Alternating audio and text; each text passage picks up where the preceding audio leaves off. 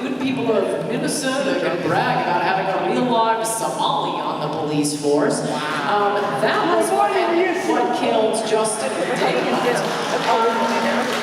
And we didn't do anything to the Somalis. What we did was send them food, which the warlords took, so we sent in a fighting force to make sure they got food. It's about police brutality. No Jim Crow to make up for, and yet, they arrived yesterday, so they get affirmative action.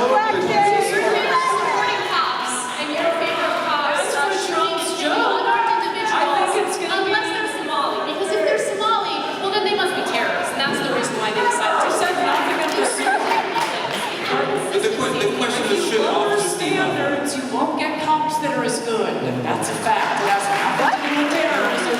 As for what Trump said, I mean, look, you guys, have at it. If you want to adopt the feminist motto of "that's not funny," fine, have at it. I'm sure you can swing the electorate. Trump was joking, people laughed, analyzing Trump's every joke. Oh, yeah. I think you're a comedian, yeah. Killing other people is real funny. So, it could have been a joke. It did seem very borscht though. The whole thing was very jocular. I don't know. Maybe he was joking. But okay, let's go a little broader with the same point, right? Black Lives Matter has spent years saying we have a policing violence problem. Do we have a police violence problem? Not as much as we have a black males killing black males.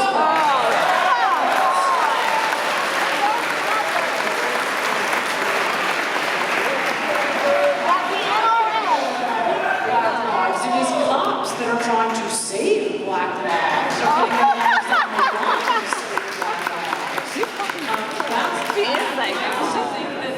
So much of this is brushing what I think the original problem is under the rug, and I don't want to drag us in a completely different direction, but it is the destruction of the black family by the welfare state, paying women to have illegitimate children.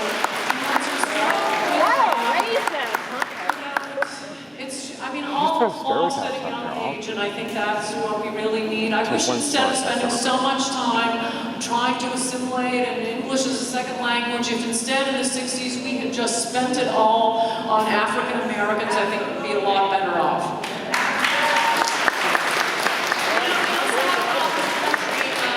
White men killing white men, because guess what? Criminals kill people in their areas, and we live in segregated neighborhoods. And so if you look at the numbers, you see the same thing when it comes to white individuals. So that right-wing talking point is empty, to say the least. Yeah. Bye-bye. Again, trying to get into the heart of the issue. Is there racial bias in the criminal justice system? The new Jim Crow, Michelle Alexander talks about black people are over-arrested, over-prosecuted, over-convicted, and over-sentenced. Well, my favorite stat when it comes to that has to do with marijuana, because I love marijuana. So, it's interesting because there was a study looking specifically into marijuana use rates, and they compared white marijuana users to black marijuana users, and the researchers found, all right, they use marijuana at similar rates. But it's interesting because blacks are 4 times more likely to be arrested and prosecuted for marijuana possession.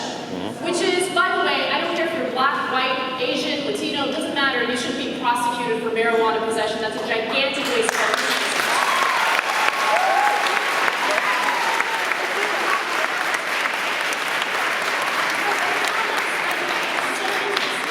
Because again, we're talking about similar rates, but why is it that one group gets targeted more often than the other group?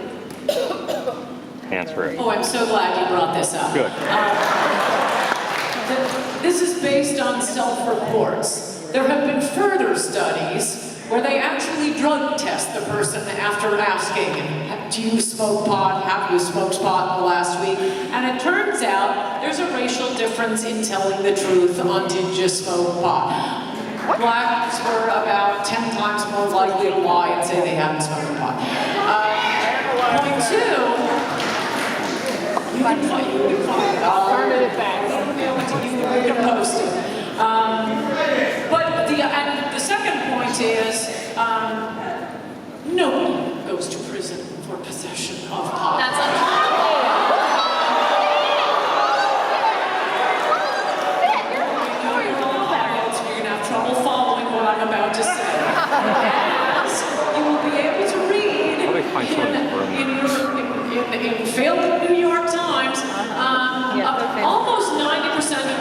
prison are in prison as a result of a plea bargain. No one gets arrested and tried for possession of marijuana. But if they happen to have marijuana on them, that's what they plea it down to. You don't need witnesses, you don't need a trial. So it may be on the record, but you're not going to prison for that. You're going to prison because you held up a liquor store with a sawed-off shotgun and they found pot on it.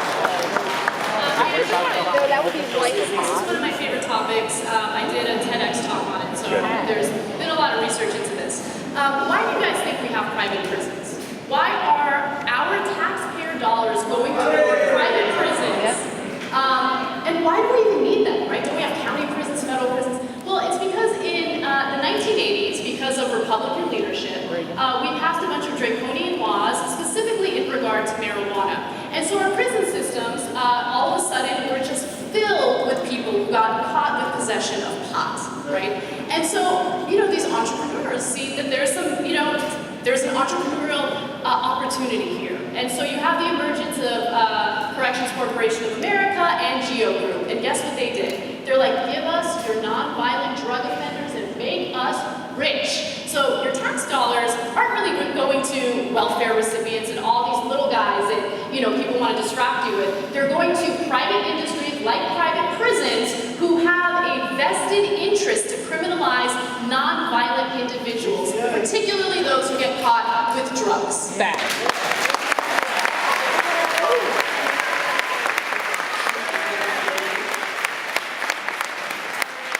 You can legalize all the drugs you want once there isn't a welfare state. But no, marijuana makes people retarded.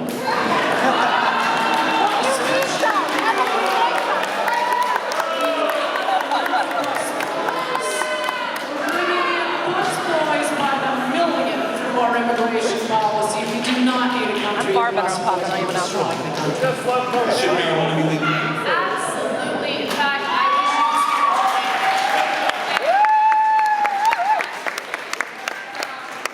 marijuana does not make people the word that you just said, which is ridiculous.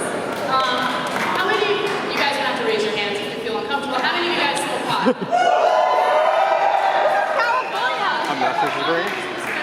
Like to see you in prison. Jeff Sessions happens to be one of them. Okay? In fact, marijuana laws have been so draconian that it has allowed members of the DEA to do something known as civil asset forfeiture, which is if you are even suspected of being in possession of drugs or trafficking drugs, they can go ahead and take your home, they can take your money, they can take your car, they can take your property, because hey, they're investigating you. And guess what? Only a tiny fraction of those individuals ever get their property back. You don't have to be convicted of anything. You don't have to even face any serious charges. It's just based on suspicion.